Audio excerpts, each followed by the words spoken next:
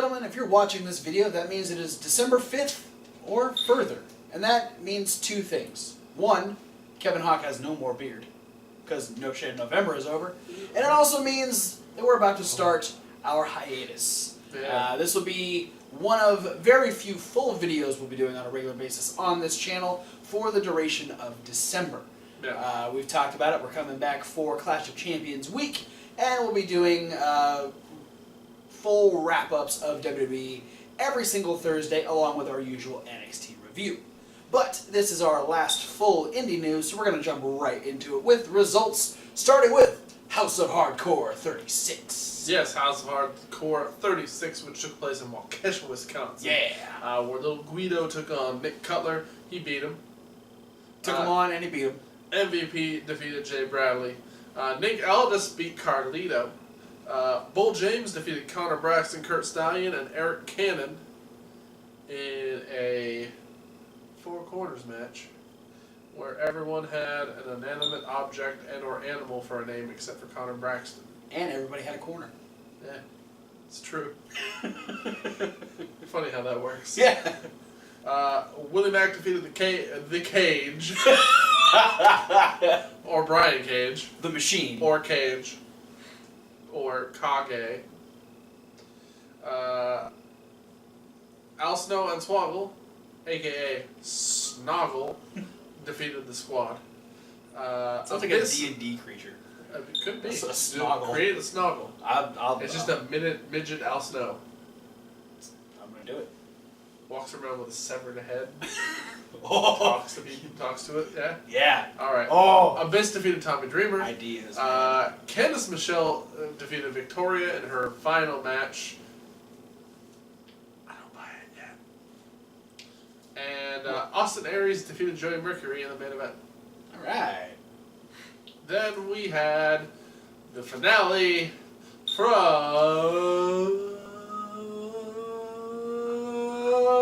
Chikara! PowerPoint. Oh. PowerPoint presentation. No, it's Chikara. Closing time. Closing time. Yeah. I'm glad you sang it this time. I did it last week. Cyberhawks defeated Hermit Crab and Cation Crawdad. Yes. They have 2 points now. Yes. Cation Crawdad out of the standings for the tag team points. Yeah. Screw those guys. There's supposed to be a match between, for some reason, Proletariat Bora Moldova and Faux Amasis. Hashtag not my portal. Reppin' Ophidian. 17 appeared out of nowhere and tore Amasis' arm off. Not literally, but he broke it. it was like a penta. Yeah, that's sort of. That's kind of what I assumed it was going to be. Shoulder dislocator of some sort. Mr. Touchdown defeated Hollow Wicked, taking Hollow Wicked out of the standings, putting this Mr. Touchdown back up at 1 point. Hollow Wicked, when they did that 3-day weekend, Yeah. Hollow Wicked beat Mr. Touchdown with a nefarious means. So A bit of a controversial ending. Hollow Wicked tried it again. I think it was like a small package using a foot on the rope for leverage. Oh. And this time he got caught. Touchdown beat him with a flea flicker. Yeah. Des Pelican defeated Kobold and Oleg the Usurper. And things got Bad for Kobold. yeah, well, Because he got chokeslammed. after he tried to give Oleg his own move. Yeah. Gran Akuma defeated Officer Warren Borksdale. Borksdale? Yeah. Officer Warren Bork Laser. Akuma has I think 2 points now. Yeah. Formerly known as Ashley Vox, now known as Oceana, defeated Murloc, giving her a point and taking away Murloc's 5 points. Yeah. And then Murloc bent the knee. Yeah, and I guess walked out with her. She's tamed the beast. Yeah. Now, New Ocean stable. yeah. Now Oceana is going to rule Chikara because she's got fucking Murloc on her side. Yeah. The closers, Rick Rowland, finally back in action after months of being on the shelf. They defeated Hammerlock Harry and P the Package. It's true. Hype Rockwell defeated Race Jackson. Therefore, Race Jackson now has to wear a mask and will probably be known from here on as Race Miss Jackson Flaxen Waxen. Not really. I hope so. Missile Assault Man defeated Jeremy Leary via countout. Jeremy Leary just kind of walked away. It's like, yeah, I'm done with this. And then Missile Assault Man was surrounded by many different attire-clad but vulgar mask lookalikes. Yep. With different letters on their outfits in places. One had an O, one had a V, one had an F. And then some guy who potentially works for the Teeter Corporation, which was kind of what the flood angle kind of started revolving around, whispered something into Missile Assault Man's ear. It was Dr. Hugo... I had it. Strange. Nope, that's the wrong one. It is Dr. Hugo Nicodemus. Yeah. Who was featured in the Hidden season. Yes. Or the, whatever they call it. Season 17. And, yeah, Missile Assault Man went completely trance mode and walked out with them. So, essentially, being turned back into Missile Assault Ant? Yeah, I guess what I'm assuming is he's going to be similar to the way Soldier Ant was. Oh, during the flood storyline. The prisoner of war type of thing? Oh, the okay. whole, like, he became, like, a Terminator. Yeah. Ooh. And Missile Assault Man's a guy who could do that. You don't want to be on the opposite end of a full-on assault. From Missile Assault Man. Yeah. Assault is in his name. Yeah. You don't want it to happen. The Rumblebees defeated Crumbles and Defarge. Crumbles and Defarge looks like their bond might be cracking a little bit. Uh-oh. And it's been that way for a while. So. And in the main event, your winner, and still Chikara Grand Champion, Juan Francisco de Coronado. Ending on a bit of a bitter note, a lot of people on social media disappointed with the outcome. It was Dasher's moment, damn it. Yeah, a lot of people felt that way. A lot of people were wondering why we didn't get a positive note to close the season out on. Especially with the potential return of something as bad as the flood. Yeah. Kind of need that hero champion going into a major storyline like that. Yeah. Maybe Juan's going to have a change of heart and become a good guy or something. Well, I imagine if the flood were to come back, something like that would happen. Because it did. I don't think people would get behind Juan as much as they would Dasher, because Dasher's a Chikara original at this point. No, I don't think they would. But at the same time, it was something that brought all the Technicos and Rudos together. True. And yeah. gave them a driving force. The common bond, the common enemy, whatever. Yeah. That's it for results. No, it's not. Except for ROH TV. Yeah. That happened. Where we open up with Marty Scurll versus the Beer City Bruiser. And a good match. It was a really good match. Bruiser showing his wrestling prowess, and it's fun watching Marty Scurll try and break down a bigger opponent, because he's really good at it. But then when everything starts to fail him, like not being able to get a count-out victory, he resorts to his villainous ways, and despite a very curious Jay Lethal coming down to ringside, because they will be facing each other at Final Battle in a couple weeks, Marty Scurll, with a down referee, whacked Bruiser in the face with his umbrella, and used that as a way to pin him and pick up the win. Yeah, Lethal started walking to the ring like he was going to stop Scurll, and then kind of like halfway... Lethal realized that he's already had issues with Beer City Bruiser, so he probably didn't care if Bruiser got hit in the face with an umbrella. Well, I think a lot of it has to do with, like, potentially, I feel like maybe next week, if we have like Jay Lethal cutting a promo of any kind, what it's gonna be is like, oh, I might have stopped you, but at the same time, it's proof that you wouldn't be able to beat me. Yeah. Because you can't even beat Beer City Bruiser without having to cheat. Yeah. Sort of thing. And so Jay Lethal definitely scoping out his final battle opponent. Speaking of next week, we will have Caprice Coleman challenging Kenny King for the television championship. And which, if you were smart, you would just lay down. I'm looking forward to watching Kenny King beat the crap out of Caprice Coleman. Because I'm just saying, if they gave me a title shot against Kenny King right now, knowing that Kenny King is en route to defending the title against Silas Young, Punishment Martinez, and Shane Taylor, yeah, I'm not in a hurry to win that belt. No, I do not want to be put into that match at all.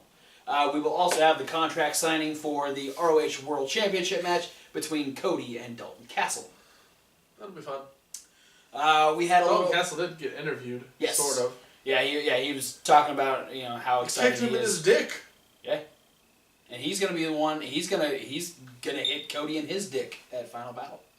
Don't do that while the referee's looking, because that's a disqualification. You can't win the title that way. Unless it's a ding-ding kicking match.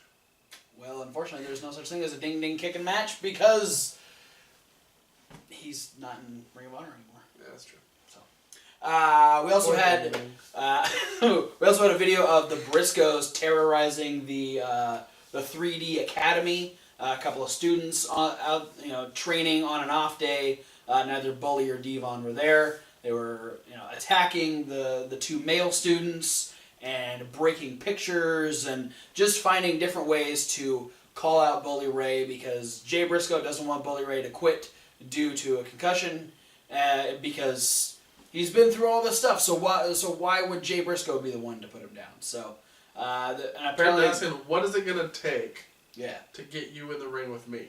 Yeah. So this might be a decent way to do it. We also had a tag team title match. The Machine Guns defending against the Kingdom's Vinny Marseglia and TK O'Ryan. No Matt Taven at ringside, so it was just the Kingdom by themselves. Must have been some sort of a little, Taven helped them win the number one contendership when they cheated to beat Motor City Machine Guns beforehand. Yeah. So maybe they were like, okay, you get your match as long as Taven's not there. Yeah. But they did have their axe and their bat at ringside. Those ended up being the downfall of the Kingdom after TK O'Ryan ended up hitting Vinny in the head with the baseball bat. He got chucked out of the ring, leaving Vinny to get hit with a swinging neckbreaker / Michinoku driver combo, which is insane. But that allowed the Motor City Machine Guns to retain the ROH Tag Team titles, and they head to Final Battle to face the Best Friends. Yeah. That should be fun. That should be a good match. And then in the main event, Flip Gordon took on Hangman Page. This was, well, it's in his name, so this match was Flippy AF. And Hangman was hanging in there? Hanging with him, doing flips of his own. Some really cool back and forth stuff between these guys. Hangman Page is just deceptively athletic, and he's really good at showing off. Flip Gordon ended up winning with what he calls the Star Spangled Stunner, which is like kind of like Cesaro's uppercut, but it's a spin into a stunner. Picked up the win over the Hangman, but then was attacked by the Young Bucks, keeping the issues, because apparently now Flip Gordon, potentially with Coast to Coast, is going to challenge the Hung Bucks for the 6-man tag team titles at Final Battle, because we had a little post-match video with Cody saying that Flip Gordon is just as delusional as Dalton Castle. Let's go, Dalton. Rooting for your boy? Yeah, always. I love Cody. Yeah. Cody's great. Cody's great. But Dalton needs to win. Absolutely. That is it for results. I've got one quick news story type thing. I'm going to update you on the New Japan World Tag League real quick.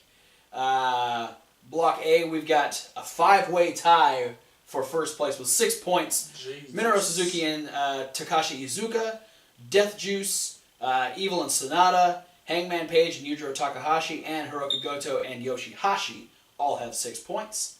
Bad Luck Fale and Chase Owens and Hiroyoshi Tenzan and Satoshi Kojima both have 4 points. And in last place, Manabu Nakanishi and Yuji Nagata with 2 points. Hey, points! And then in Block B, we have 2 teams tied for first, that being the Best Friends and the Gorillas of Destiny. We have a 4-way tie for second. Tomohiro Ishii and Toru Yano, War Machine, Killer Elite Squad, and Jeff Cobb and Michael Elgin all have 6 points. And then still with no points, we have David Finlay and Katsuya Kitamura, and Hanare and Togi Makabe. Sad day for those guys. That's it for news. It's time for Upcoming Show. Because we're not going to be doing a whole lot. We're kind of going to talk about the season finales, so to speak. Yeah. We talked about Chikara. This week, we're talking about CZW's Cage of Death 19. Yeah, that's quite a feat. Yes. 19 years of Cage of Death. Every year it scares me. Yeah, this year is probably not going to be any different. Probably not. I mean, we got a lot of matches coming up on the pre-card that are going to be pretty good. Yeah. I mean, Ace Romero versus Greg Excellent is going to be a Haas fight. Absolutely. We got David Starr versus Ethan Page. It's going to be a great technical match. The Hardcore Dream match. Yeah. I'm Jimmy Havoc versus Jimmy Jacobs. as violent as that one could potentially get. I'm excited for that match. Yeah. Because I like both those guys. Alex Collin versus Mr. Claxton. That haggard man. Matt Tremont versus Jimmy Lloyd in Thumbtack Massacre. Good luck, Jimmy. Yeah. Scarlett and Graves defend the tag team titles against 3 sets of opponents. Yes. That being the Rep, OVE, and the team of Matthew Palmer and Alex Reynolds. Joey Janela is going to defend the Wire Championship against the former Wire Champion, Maxwell Jacob Feinstein. There's going to be a 5-way open invitational. Yes. For an Ultimate Opportunity coin. Which essentially is just cashing Money in in. the bank. Or the Golden Opportunity in Chikara. Or every single company now has one because of Money in the Bank. Yeah. And the main event of Cage of Death is Cage of Death. Go figure. Triple threat Cage of Death. It is for the CZW title, and it's Ricky Shane Page defending against both former champions. Yep. Shane Strickland and Joe Gacy. Yeah, because Strickland was champion, Gacy took it from Strickland, and then Page Page opportunity. Yeah, he cashed in and took the title from Gacy. He coined in. And so, yeah, that should be a hell of a... I mean, I don't know a whole lot about Joe Gacy, but I've seen what Shane Strickland can do, and I've seen a little bit of what Ricky Shane Page can do. Yeah. So, yeah, they're gonna... Yeah, it's gonna be fucked up. There's gonna be a lot of really awful videos on Twitter, and I'm looking forward to it. One of us has to. It's a few of the Bludgeon Brothers. Yeah. I'm positive for the Bludgeon Brothers because one of us has to be. It's Luke Harper on TV. Anyway. Yeah. You'll see us again later in the week. Yeah. Check us out Thursday. We will have a full recap of what's happening, the most important stuff happening in WWE, and more than likely mostly talking about NXT. And then we're planning on top 5. Kevin Hawk doing top 5 for November. And then our appearances on this channel will be scarce. Yeah, we got a few videos planned. Clash of Champions prediction is for sure happening. And then, of course, Rumble season is when we're going to come back a-swinging because that's one of our favorite pay-per-views every year. Other than WrestleMania, Royal Rumble is probably the most exciting of the big 4. Yeah. Because there's so much on the line, and plus it is the first big build towards WrestleMania in general. So yeah. And the Royal Rumble match itself is just kind of fun. Yeah, it is. So yeah, second week of January, we'll be coming back on a regular basis. Potential new format, potential new set. We're still looking into what we're going to do, but look forward to that. But for now, guys, thanks for watching.